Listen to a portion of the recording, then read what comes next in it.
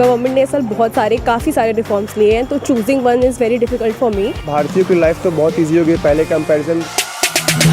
जो general stores हैं जो MRP पे नहीं बल्कि डिस्काउंटेड प्राइसेस पे जो बेचते हैं, उनमें जो प्राइसेस की गिरावट आई, भले वो 1 रुपया 2 रुपया हो, बट वो 1-2 रुपया मैटर्स अ लॉट। जो 12 लाख के ऊपर टैक्स नहीं है, इससे मिडिल क्लास को बहुत बेनिफिट होगा। 2025 के वर्ल्ड में जब हम कहीं बाहर जाते हैं तो सिर्फ इस चीज़ के ऊपर कि आप इंडियन हैं, आपको कहीं भी स्पेशल आपकी चेकिंग नहीं होती है, आपको ऐसे एक ऑनर की तरह देखा जाता है। पहले स्टार्टअप देखते हो, पहले सिंगल डिजिट में स्टार्टअप चलता था, जब से मोदी गवर्नमेंट आई है तब से स्टार्टअप 1 लाख अबव हो चुका है ईयर का।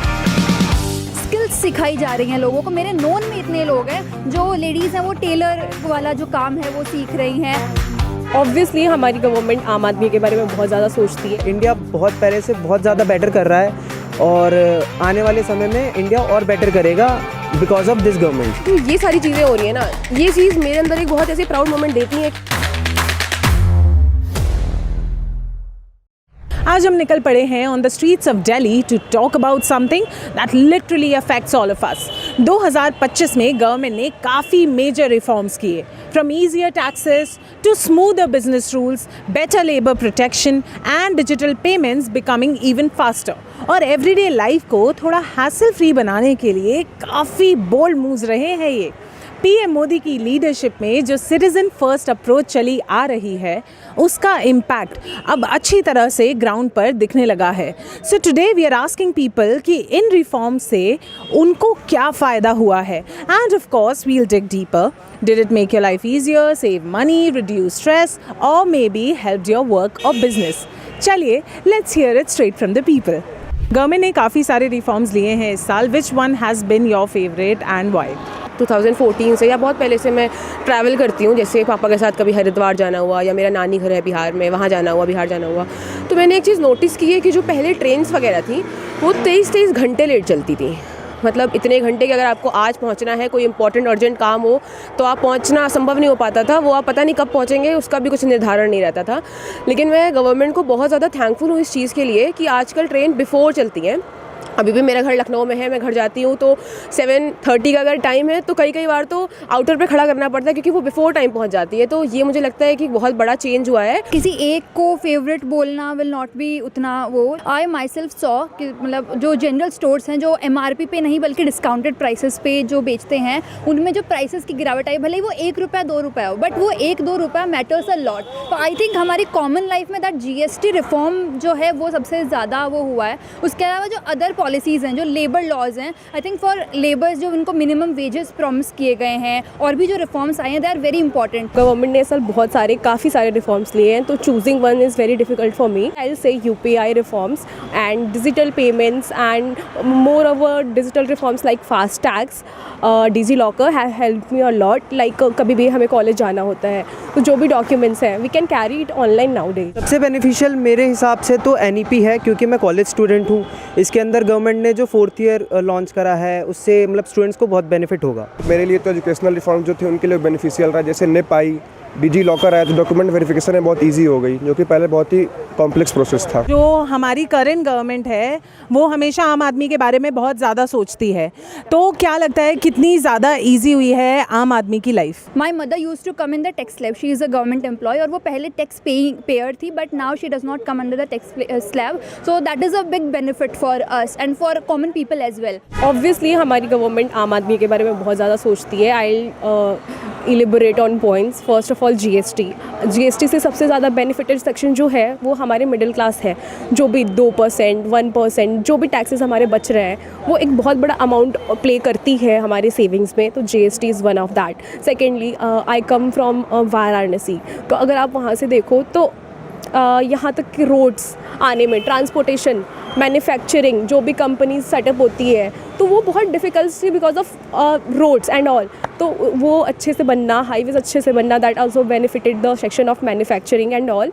And thirdly I will say easier loans availability, उससे हमारे जो भी स्मॉल स्केल बिजनेस हैं उसमें इन्हांसमेंट है, तो दैट इज़ द वन। जैसे NEP पॉलिसी उन्होंने इंट्रोड्यूस कराई, तो मुझे लगता है कि जो पहले एंट्रेंस एग्जाम्स वगैरह के थ्रू एडमिशन्स होते थे यूनिवर्सिटीज़ में, तो हर अपने स्टेट का अलग एक क्राइटेरिया होता था मार्क्स देने का, चेकिंग करने का, जिसकी वजह से मुझे लगता है मेरे हिसाब से अनफेयर होता था। बट CUET जो एग्जाम्स हो रहे हैं उसके थ्रू जब एक ही पेपर होता है, हर पूरे देश में जो किसी भी राज्य का बच्चा है वो एक ही पेपर देकर किसी पर्टिकुलर यूनिवर्सिटी में एडमिशन ले रहा है, तो मुझे लगता है कि वो एक फेयर प्रोसेस है एडमिशन को लेने का, जिसमें स्टूडेंट लाइफ में अगर मैं देखूँ तो उसमें भी एक बहुत बड़ा बेनिफिट मिलता है। मैम भारतीयों की लाइफ तो बहुत ईजी हो गई पहले कंपैरिजन। जैसे GST में भी आप देखो, एज ए स्टूडेंट मैं देखूँ तो नोटबुक्स मैप्स पे GST 0% पे रिड्यूस हो गई है। बाकी जो गवर्नमेंट एम्प्लॉयज़ है या कोई भी एम्प्लॉयज़ है तो जो पहले जो कैप है वो इंक्रीज़ करके 12 लाख तक हो गया है, तो उनके लिए बहुत फ़ायदेमंद है। बाकी आयुष्मान कार्ड आया जो कि 4 लाख तक फ्री मेडिकल बेनिफिट दे रहा है, तो वही बहुत बेनिफिशियल है। आम आदमी की लाइफ तो इससे बहुत इजी हुई है, क्योंकि फ़िलहाल जो GST के अंदर चेंजेस हुए हैं उससे जो 12 लाख के ऊपर टैक्स नहीं है, इससे मिडिल क्लास को बहुत बेनिफिट होगा, और मिडिल क्लास से लोअर मिडिल क्लास को भी बहुत बेनिफिट होगा, क्योंकि इन जनरल जो भी ग्रोसरी स्टोर्स वगैरह हर जगह पे मतलब बहुत ज़्यादा इनकी बचत होगी।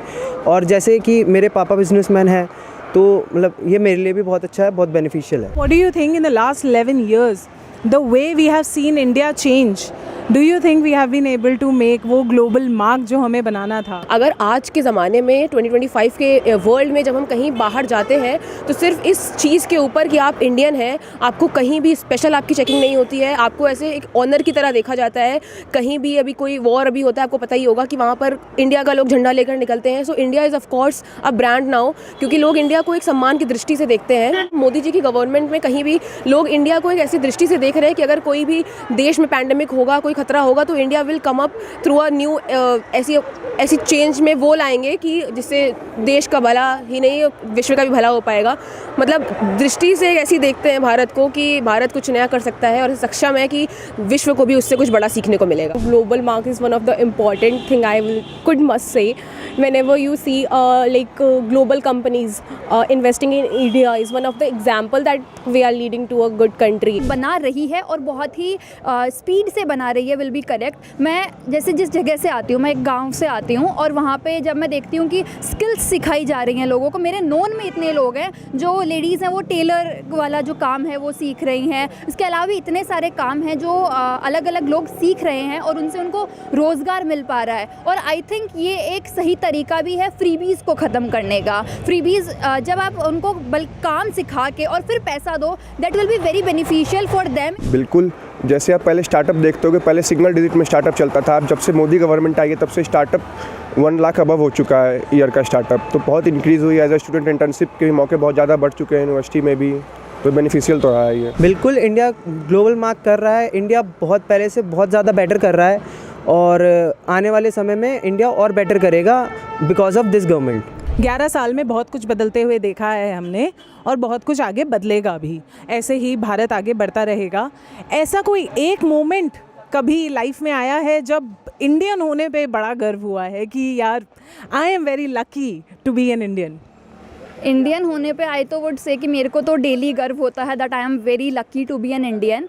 और यदि एक मूवमेंट बताऊं तो स्पेसिफिकली जब सर्जिकल स्ट्राइक हुई, जब एयर स्ट्राइक हुई, जब ऑपरेशन सिंदूर हुआ, I felt very very very lucky to be an Indian कि India is not that country जो चुप बैठता है, India is not that country जो सामने वाली चीज़ों को सीधे टॉलरेट करता है। इंडिया मुंह तोड़ जवाब देता है, and I am a very proud Indian. हमारी जो संस्कृति रही है वो कभी भी एक गुलाम संस्कृति नहीं रही है, वो हमेशा एक ऐसी संस्कृति रही है कि हम अपने देश पर किसी की सत्ता नहीं चाहते हैं, और हमारा स्वदेश है तो फिर वो हमारा ही रहना चाहिए, उसके लिए चाहे हमें कुछ भी करना पड़े। तो कई पिछले क्योंकि सालों से जब हमारी मोदी गवर्नमेंट नहीं थी तो हमें ऐसा देखने को मिलता था कि जब भी हमारे ऊपर कोई कहीं से कोई ये कर रहा है, प्रहार कर रहा है, कुछ भी कर रहा है, मार रहा है, कुछ भी कर रहा है, लेकिन उसके लिए मुझे लगता है कि एक स्पेसिफिक जो उनका इलाज होना चाहिए वो हो नहीं पा रहा था। हमेशा किसी ना किसी बहाना देके कि हमारे पास पैसे नहीं है कि हम उनको समझा पाए ठीक भाषा में, या फिर हम उन पे ऐसे एक्शंस ले पाएँ कि उन्हें समझ में आए और दोबारा हमारे पर ऐसी ना करे हमला। तो मुझे लगता है जो मोदी गवर्नमेंट इस चीज़ में एक एक्शन लेती है, बहुत सारे हुए, ऑपरेशन सिंदूर हुआ, उसके पहले भी उरी हुआ था, तो मुझे ऐसा लगता है कि जो ये सारी चीज़ें हो रही हैं ना, ये चीज़ मेरे अंदर एक बहुत ऐसे प्राउड मोमेंट देती हैं कि अभी भी हम वही भारत हैं जो अपने ऊपर किसी की भी गुलामी स्वीकार नहीं करेगा और हमेशा अपने स्वदेश को अपना ही रखेगा। The image of India among international people has changed too much. मतलब वो हमें as a like lower section and weaker section देखते थे, but nowadays yeah it has changed. So I'll say global impact is too much important for it. मेरे लिए चंद्रयान 3 बहुत ही pride का movement था, जो भारत ने किया, और मुझे गर्व है ताकि हम लोग साइंस स्टूडेंट्स को आगे मौका मिल सके, हम जैसे स्टूडेंट्स को ऐसे मिशन में पार्टिसिपेट होने का। बहुत सारे मतलब मोमेंट्स हैं जहाँ मेरे को प्राउड हुआ। मतलब ऐसे बेसिकली तो जैसे इंडिया में पैदा हुआ वैसे ही प्राउड की बात होती है, बट इसके अलावा मतलब बहुत सारे जैसे साइंटिफिक के अंदर चंद्रयान जब हमारा सक्सेसफुल हुआ मिशन, इसके अलावा जब हम वर्ल्ड कप जीते तब हम बहुत प्राउड फील हुआ। और जैसे कि हमारी गवर्नमेंट मतलब हमारा जैसे पासपोर्ट भी है तो भी बहुत कंट्रीज़ में बहुत वैल्यूएबल हुआ है। हमारा वीज़ा फ्री है बहुत सारी कंट्रीज़ के अंदर, और हमारा बेसिकली इंडिया का नाम बहुत ऊपर हुआ है बाकी कंट्रीज़ में जितना पहले नहीं था। मतलब अब इंडिया इज़ बहुत ऊपर लेवल हो गया है बाकी कंट्रीज़ से। देखा आपने, हर रिफॉर्म का इम्पैक्ट डिफरेंट लोगों के लिए डिफरेंट था, बट एक चीज़ क्लियर निकली, गवर्नमेंट का focus this year was literally on ease of life, ease of work plus ease of business. चाहे टैक्स रिलीफ हो, डिजिटल अपग्रेड्स, लेबर रिफॉर्म्स या सिटीजन सर्विसेज ऑनलाइन लाना, पीएम मोदी की लीडरशिप में जो रिफॉर्म्स आए उन्होंने लोगों की डेली लाइफ को एक्चुअली स्मूथ बनाया है। And this was just a glimpse. India is changing fast, and 2025 reforms prove that development isn't just about big announcements. It's about real benefits reaching real people. मैं हूँ काजल, and we'll keep bringing your voice to the forefront. Till then, stay informed, stay engaged, and stay tuned.